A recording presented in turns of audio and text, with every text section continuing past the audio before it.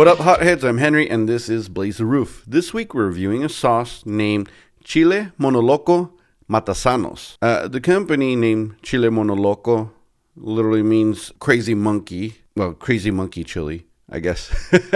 Matasanos means the quack, because you have to be crazy to try this sauce.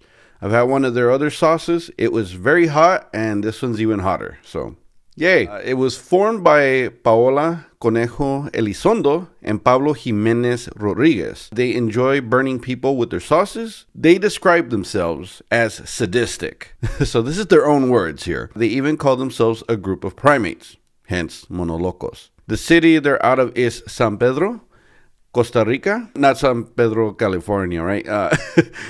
A little bit about San Pedro is it is the home of the University of Costa Rica, or Universidad de Costa Rica, and it is considered part of the San Jose metro area, which is the capital of Costa Rica. Famous people include the former president of Costa Rica, which is Laura Chinchilla Miranda, as well as this beautiful lady, Maribel Guardia. So let's look at the packaging. So it says Monoloco there.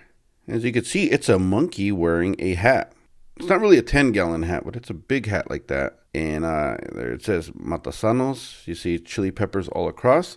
If you turn around to the back, there's 5 chili peppers, indicating that's, as it says, stupidly hot. On the packaging, it says Matasanos, the quack, our hottest sauce made in Costa Rica by crazy monkeys with fresh Carolina Reaper, the hottest pepper in the world, and closest planets.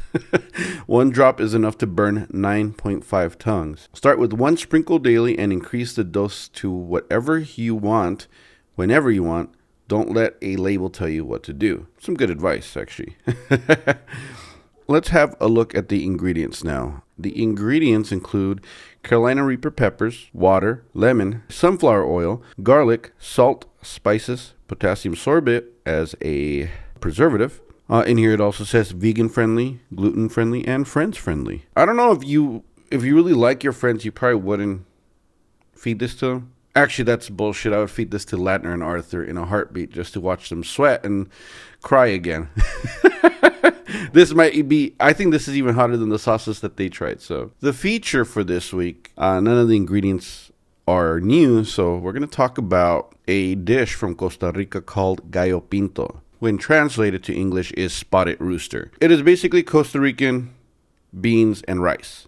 The South has beans and rice. Costa Rica has beans and rice, right? It is usually served as part of a hearty breakfast, but it can also be used for lunch and dinner. It's just an all-purpose side dish. Nicaragua claims to, or they also claim to be the place of origin for this, so that's still disputed.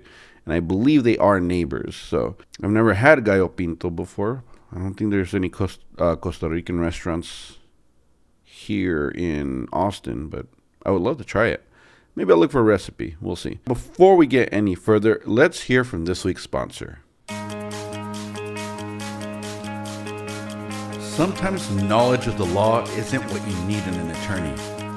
There are times that confidence surpasses knowledge in the courtroom. We here at Dunning-Kruger & Associates believe that delivering an impassioned argument beats out a factual one. When you think we're losing a case, we double down on our audacity. We don't ever let reality deter us one bit.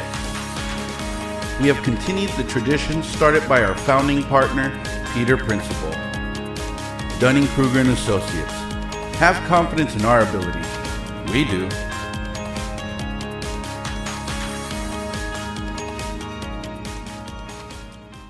Now for the moment of truth. This doesn't smell that hot. It smells like cheese. That's weird. Well, there's some spices in here. It does not smell that spicy. So it might be masked by other things, which means probably has a good flavor to it. But traditionally, though, Carolina Reaper sauces do not kick my ass. So there's a little bit of hope there. Let's see what this does to me. It is actually rather fluid. It's a nice reddish orange color. There's a lot of pulp in there. So there's a lot of flesh. I'm hoping that the oil mutes a little bit of the heat, but allegedly there's 680,000 SHUs. So, all right, well, no time for dilly-dallying, right? Let's have at it. Cheers. Okay, I'm still chewing on the fucking flesh of this. The heat is very slow to come in, but now it's coming in. It's still rising. It's in the back of my throat. Still rising. Yeah, this is a heavyweight. It's hot. It's not as flavored as I like. Like, probably could use a little bit more salt, maybe a touch more garlic. There's a ton of Reaper flesh, so it's hot. Surprisingly, I don't think it burned my ass the way I thought it would. It's still kind of rising though, so maybe I should shut the fuck up. It's still building. It was one of the slowest building burns I've ever had. So I'm probably sweating a little bit. The lemon doesn't cut through. So if you needed to spice up something without really altering the palate of the plate, I think this would be good for it. My throat is burning, but it's still bearable. What would I put this on? Because it's so open, I think you could put this on anything. I really think you could probably put this on breakfast stuff, but again, man, this is a little bit intense to do that first thing in the morning, right? Veggies. Again, if you need to spice up something and not change the flavor profile, I think this is a great sauce to do that. Oh, this would be great in soups. If you really want to spice them up, man, this would be perfect for it. Would I buy this sauce? Actually, I remember the other one, which was Piedra de Almas. I thought that one was more flavorful than this one. And actually hotter than this one. So I don't know if I got a dud batch. Again, not that this is a dud, but I mean, there's scorpion sauces that have burned my ass way worse than this. But again, scorpion does hit me like that. Except my throat. Woo, it is burning my throat right now. But yeah, would I buy this? No. I'll use the rest of this for sure, but I think Piedra de Almas was a better tasting sauce than this one. But it's still good sauce. And I just think as far as like super hot sauces, there's still more flavorful ones like Hellfire. Fear This and Fiery Fool are both good examples of that. Next week, I'll be reviewing a sauce called La Pimenterie, the Forbidden Fruit. Until then, I'm Henry, and remember, spice up your life. Take care.